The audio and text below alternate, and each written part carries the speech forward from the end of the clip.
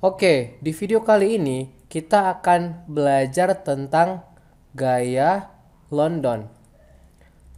Nah, sebelum kita masuk ke definisi dan penjabaran konsep dari gaya London itu seperti apa, aku ingin menerangkan dulu nih perbedaan polar dengan non-polar. Nah, kalau misalkan aku punya suatu molekul CO, yang mana CO ini adalah bersifat polar. Kenapa suatu molekul atau senyawa disebut polar? Karena adanya perbedaan keelektronegatifan. Kita udah belajar di sistem periodik, di sifat-sifat sistem periodik tentang keelektronegatifannya.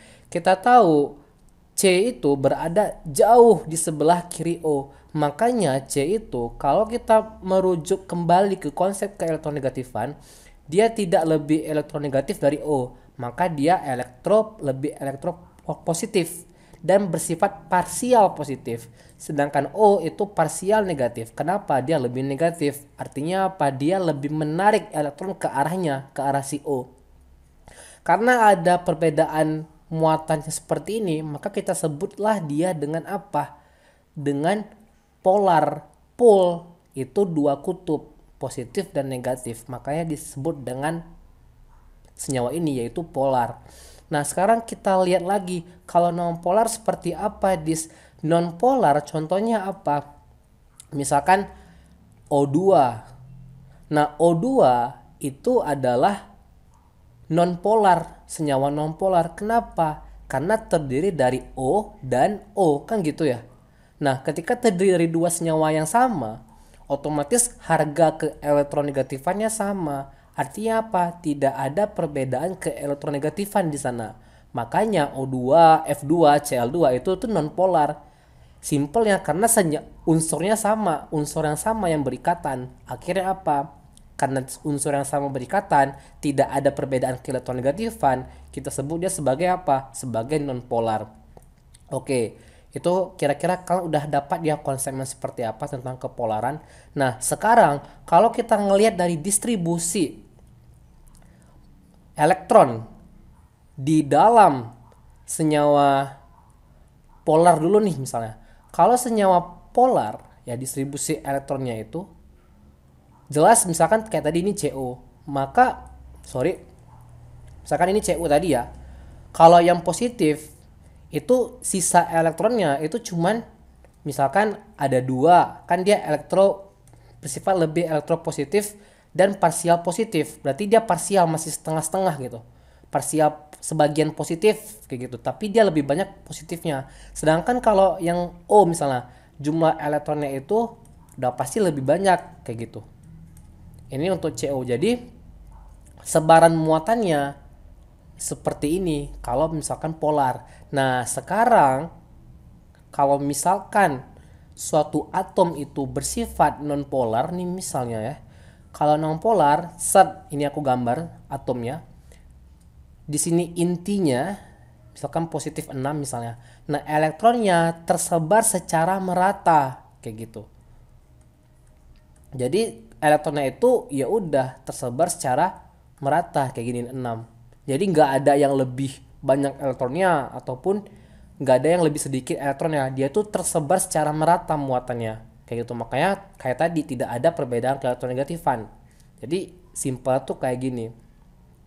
Nah, kalau gitu berarti ini suatu atom yang bersifat non polar. Kita udah setuju karena persebaran elektronnya itu merata. Nah, kita tahu elektron itu suatu materi terkecil ya, suatu materi yang kecil. Nah, kemudian karena dia kecil, dia otomatis bergerak. Dia kan akan bergerak yang lebih mobile. Karena dia apa? Ukurannya kecil.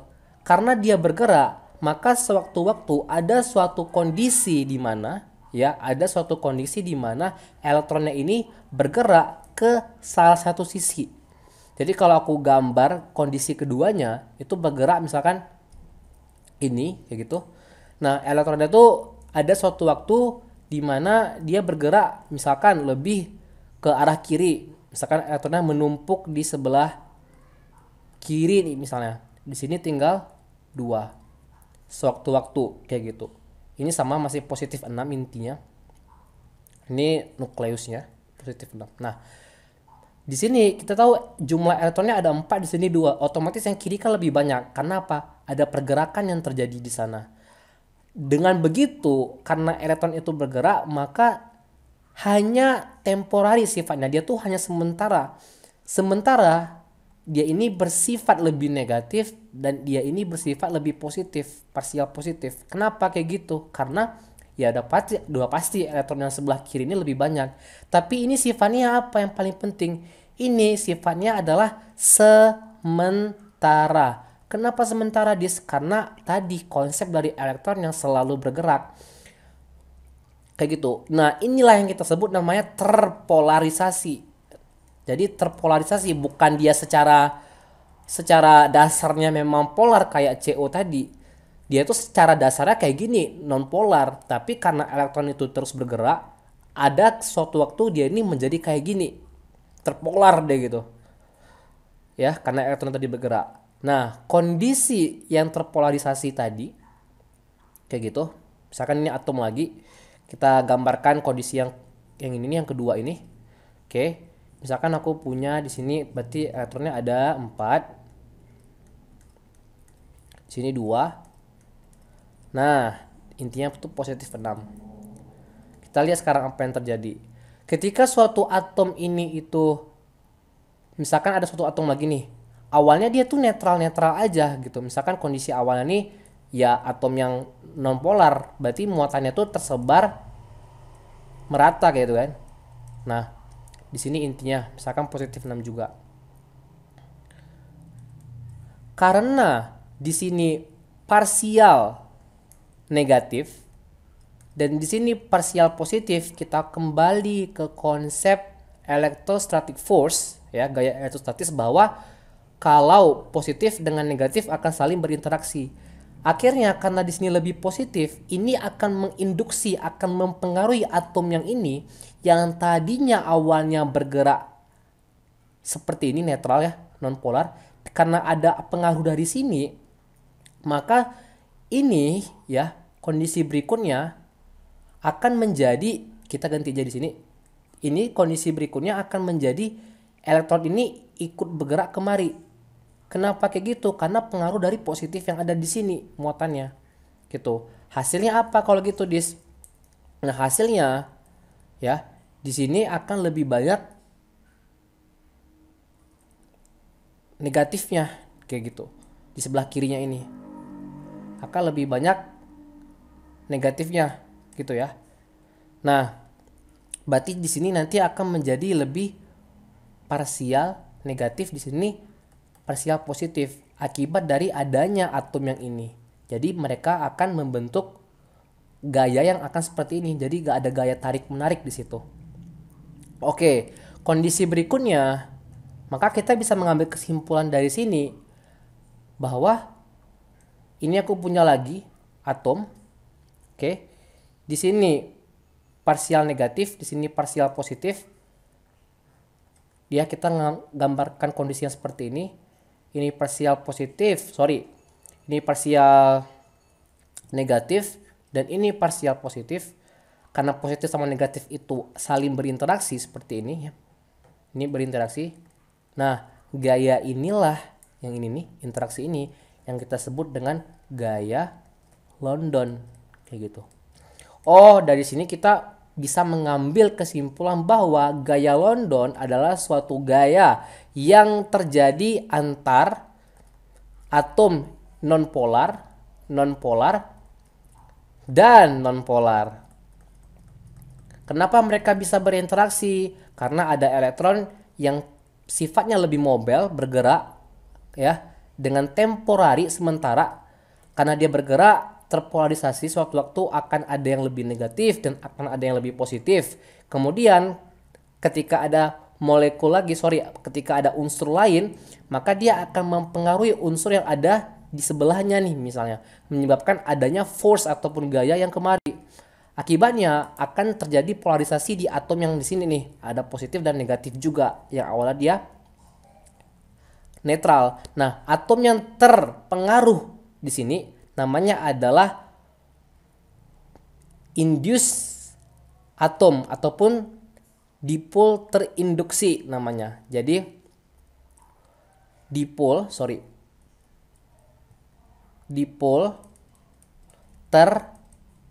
terimbas boleh atau terinduksi.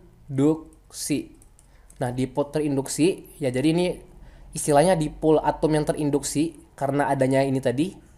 Nah, akhirnya apa? Mereka membentuk suatu interaksi seperti ini yang kita sebut dengan gaya London. Gitu ya. Aku harap kalian paham tentang konsepnya. Nah, ada satu teori lagi yang ingin aku jelaskan tentang gaya London, bahwa kalau misalkan aku punya suatu atom misalnya nih, misalkan I itu kan jumlah elektronnya ada 53 elektron jumlahnya. Sedangkan di F itu elektron itu cuman ada 9 elektron. Nah, semakin banyak jumlah elektronnya, kita tahu tolakan yang terjadi kan akan semakin besar karena elektron itu kan sama-sama muatan negatif. Ketika ada muatan yang sama bertolak, jadi gini, konsepnya elektron yang sama kan akan tolak menolak. Nah, tolakan yang terjadi antara I dengan F tentu saja lebih banyak I. Karena tolakan yang lebih banyak terjadi di I, maka kemungkinan elektron tersebut bergerak ke salah satu sisi yang lebih negatif dan akan ada yang lebih positif, atau istilahnya terpolarisasi, itu lebih besar di yang elektronnya itu lebih besar jumlahnya. Jadi di sini dalam kasus ini I akan lebih mudah terpolarisasi ya daripada F. Oleh karena itu kita bisa ngambil kesimpulan dari penjelasan sebelumnya bahwa ketika suatu atom itu terpolarisasi dengan mudah, maka akan lebih mudah terbentuk gaya London. Jadi kalau aku bisa mengambil kesimpulan, kemampuan dia terpolarisasi, terpolarisasi karena adanya suatu tolakan, berarti dia akan meningkat kalau jumlah elektronnya meningkat. Kenapa kayak gitu? Karena elektronnya negatif, sama-sama negatif, jadi tolak menolak, jadi kemungkinan elektron itu bergerak lebih mudah terjadi kayak gitu. Jadi kemampuan terpolarisasinya itu lebih cepat. Akhirnya apa? Kalau lebih cepat terpolarisasi, maka konsekuensinya akan meningkatkan gaya London. Kenapa? Karena gaya London itu hasil dari salah satu atom yang terpolarisasi, kemudian dia menyebabkan atom yang lainnya yang awalnya tadi nonpolar ataupun netral kayak gitu, dia itu menjadi terpolarisasi juga kayak gitu. Jadi makanya kesimpulan yang bisa kita ambil bahwa semakin tinggi jumlah elektronnya akan semakin mudah terpolarisasi karena adanya tolakan, dan gaya Londonnya akan semakin meningkat kayak gitu. Berarti kalau kita ngomongin jumlah elektron akan ngomongin nomor atom. Ya dong. Ya kan? Nah, gaya London sendiri itu adalah gaya intermolekuler. Jadi dia salah satu intermolekul. Karena salah satu contoh dari gaya London itu misalkan N2 nih misalnya, atau Cl misalnya. Dia akan berinteraksi nih ya dengan Cl yang lain kayak gitu. Kita tahu di alam ini itu kan kalau misalkan ada senyawa Cl2 itu nggak cuma satu Cl2, jutaan bahkan ribuan Cl2 kayak gitu. Nah, Cl2 itu sering pastinya berinteraksi dengan gaya London yang sifatnya itu temporari, sementara, yang seperti aku gambarkan di sini. Nah, kalau kita kembali ke air, titik didih air seperti yang tadi aku sebutkan sebelumnya, bahwa yang namanya titik didih itu adalah titik di mana temperatur di mana dia tuh mulai mendidih. Yang namanya mendidih itu pemutusan interaksi molekulnya sebenarnya. Jadi kalau di sini O-nya negatif, di sini H-nya yang lebih bersifat positif berinteraksi secara intermolekuler. Kenapa antar molekul? Karena H2O itu molekul berinteraksi sama molekul yang lainnya. Sama kayak Cl2 nih. Cl2 itu molekul. Kenapa Cl2 molekul? Karena dia gabungan dari beberapa unsur. Ya, kayak Cl sama Cl. gabungan dari lebih dari satu unsur. Jadi dia tuh berinteraksi, makanya namanya intermolekul, antar molekul, sama kayak H2O nih. Ketika dipanaskan, dia ini ketika mendidih, yang putus tuh interaksi antar molekulnya kayak gitu. Jadi ilmuwan-ilmuwan tadi mendapatkan data di mana misalkan H2O itu titik didihnya 100 derajat Celcius. Nah, H2O itu molekulnya sifatnya polar. Ternyata setelah kita belajar gaya London itu berarti ada interaksi antar molekulnya. Tapi ini khusus yang non polar. Jadi ketika kita menjelaskan konsep dari boiling point ataupun titik didih dari senyawa yang bersifat non polar, itu bukan ke gaya dipol-dipol, tapi melainkan gaya London. Makanya gaya London ini, kita belajar gaya London biar kita mengetahui kenapa boiling point itu antar molekul non polar itu bisa berbeda, kita bisa ngejelasin di gaya London. Jadi data yang dikeluarkan oleh saintis tentang boiling point dari boiling point dari senyawa-senyawa non polar itu berasal dari gaya London kayak gitu. Nah, oke, jadi ketika dipanaskan yang putus itu ini gitu, Cl2-nya. Jadi interaksinya yang kita sebut yang ini tuh, interaksi ini kita sebut dengan gaya London. Kayak gitu ya. Jadi kalau itu fungsi kita belajar tentang gaya London. Sekarang kalau aku punya soal nih, kita tadi udah tahu bahwa gaya London itu berbanding lurus dengan jumlah elektron dan kemampuan dia terpolarisasi. Kalau aku punya soal, aku punya H2, yang B O2, yang C itu N2 misalnya, yang D misalkan Br2. Kemudian yang E itu F2. Silahkan urutkan boiling pointnya. Kira-kira berdasarkan teori yang udah kita pelajari tentang gaya London, boiling point dari kelima unsur ini mana yang paling rendah dan mana yang paling tinggi, kalian urutkan kayak gitu.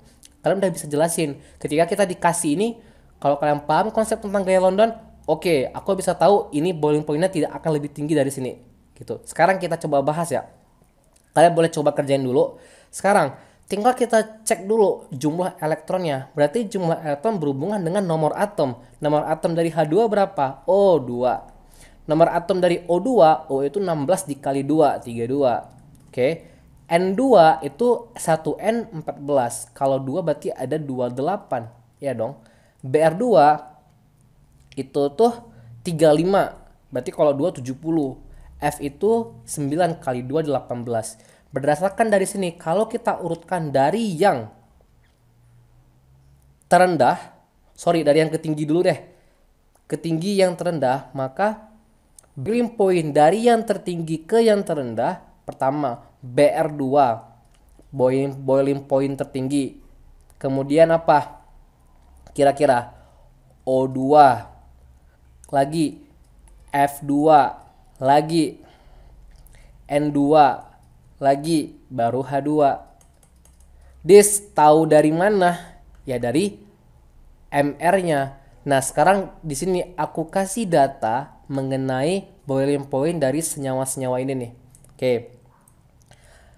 Br2 itu 58,8 derajat Celcius boiling pointnya ya. Ini aku tulis boiling point, titik didihnya.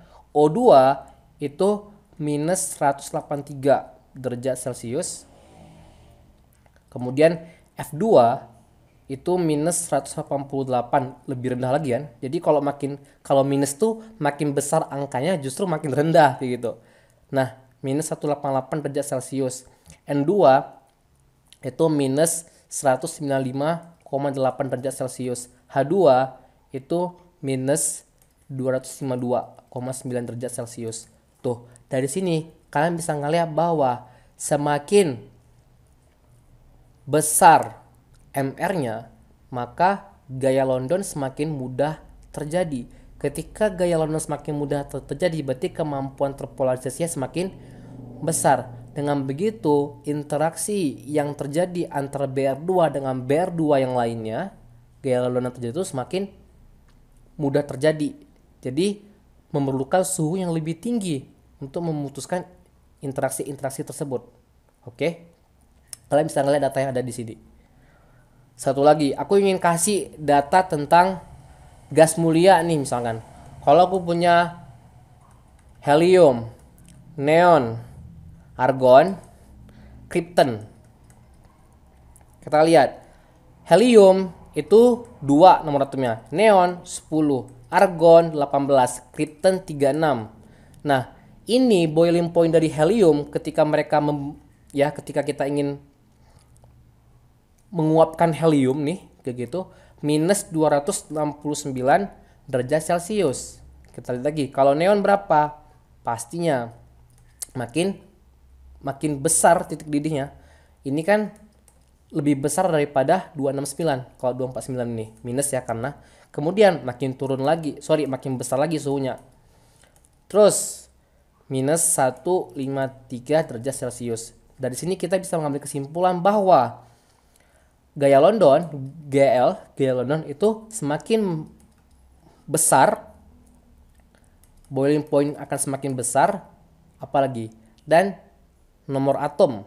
Nah, nomor atom akan semakin besar pula. Sesimpel itu. Nah, untuk yang terakhir, aku ingin ngasih, misalkan kalau aku punya CH3, CH2, CH2, 2 lagi, ini CH3 ya. Ini CH2 lagi, ini CH3. Aku mau versus dengan CH3, dan CH3. Ini pentana dengan rumus C5H12. Ini juga kalau kalian hitung C5H12. Tapi boiling point dari pentana ini itu 36 derajat Celcius, dan boiling point dari ini ya, isomernya itu adalah 9,5 derajat Celcius. Padahal mereka rumus senyawanya sama, punya MR yang sama, nomor jumlah elektron sama gitu.